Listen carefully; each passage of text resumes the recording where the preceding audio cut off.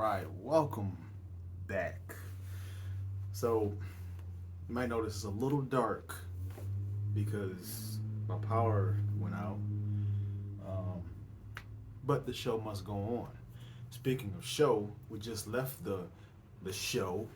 As older people call it. I don't know if anybody still calls it the show, but we just left the theaters watching Dragon Ball Super superhero. Um, Very, very dope movie. It's like watching a long episode of Dragon Ball Super. All right. Now, Dragon Ball Super, I haven't really got much into. Started watching a little bit of it. Got familiar with like Lord Beerus and everything that is going on with Goku and Vegeta training with Lord Beerus. There were some characters that popped up in this movie that I was very confused by. Um, yeah, I'm gonna have to go back and I'm gonna have to watch some watch some stuff and get caught up because me I honestly am not. I haven't watched a lot of the movies. Um, I watched the entire Dragon Ball Z series. Um, I didn't see all of Dragon Ball. Um, and then, like I said, Dragon Ball Super didn't really watch. Haven't really watched a whole lot of Dragon Ball Super, so um, I'm not up to speed. That well with a lot of what's going on.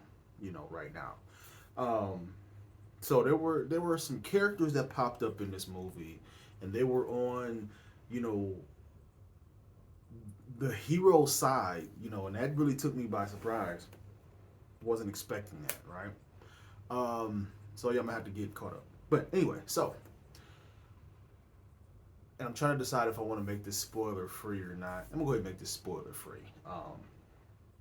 But Piccolo was a big part of this movie. As a matter of fact, it's not too far fetched to say that he's actually the star uh, of this movie, which I was not expecting that. I was not expecting, Piccolo to be like the main, almost the main star of this movie, almost the main character of this movie, because he was the one that uncovered what was going on, um, and like I said, he was very pivotal in, um, the resolution, you know, of what was going on, or solving this particular problem, right? Um, and it's funny to me and my wife. We was actually having this conversation about like who was our favorite characters. Me, I had to say Vegeta. Um, but I was just saying that I wasn't like a huge Piccolo fan, even though I like Piccolo, I always have. I was never really a huge Piccolo fan. This movie kind of made me more of a Piccolo fan. I'm not even gonna lie, especially toward the end. Um, Piccolo was dope. He was dope in this movie. Um, so the plot. I don't know how much I want to give away of the plot because I'm not sure. I'm not even sure exactly what the official synopsis of this movie. Like I said, I heard that it was coming out. Didn't know that it was actually out. And once I saw that it was out, because I originally wanted to go see Orphan First Kill, and then I realized it's on Paramount Plus. So I'm like, I can go see. I watch that on Paramount Plus. Beast is out, but got thunder going on. But that's at the drive-in, which, from the sounds of it, that might not be going down. So, but the plan was to go see that at the drive-in. So I'm like, you know what? Let's go see Dragon Ball, right? Haven't seen some good Dragon Ball content in a long time. So, like I said, I don't know what the official synopsis of this movie is, but there is a plot, um, you know, being planned out by these villains, and Piccolo was the one that first encounters the results of this plot, and then ends up uncovering what's exactly going on with this plot, and you know he's the one that has to set everything in motion to try to solve this problem, right? Like I said, it played out obviously like a long Dragon Ball Super episode, which kind of got it. I expected that. I expected it to be just like a long, drawn out episode of Dragon Ball Super, right? Um, but it was dope. The fighting was dope. The fighting was so dope. Um, it does cut to, and another thing that really surprised me is how how much Goku and Vegeta, how little they are in this movie, and how not so significant they are to the plot. You know, which really surprised me, right? Because I thought they were going to show up and help solve this problem, but no, like they never did. You know, they at this point in the timeline they're off training. You know, with Lord Beerus, so you know they're busy with that. And you know there's a lot of flashbacks in this movie too, like if you're not familiar with the Dragon Ball story and the Dragon Ball Z story, um, you know the like the red ribbon, you know, all of that, like if you're not familiar with all of that, it shows you in flashbacks, it catches you up on all of that stuff. So you don't have to worry about having seen all of the Dragon Ball episodes or all of the Dragon Ball Z episodes.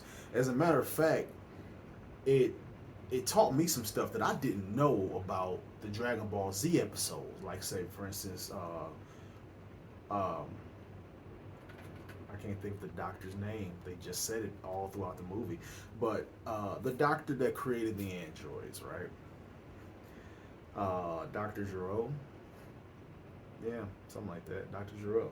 Um, you know, his connections to the Red Ribbon and the Red Ribbon Army and all of that stuff. Um, and then, you know, the backstory of the Red Ribbon company, you know, from the Dragon Ball episodes. I didn't know all of that. You know, I did not know all of that.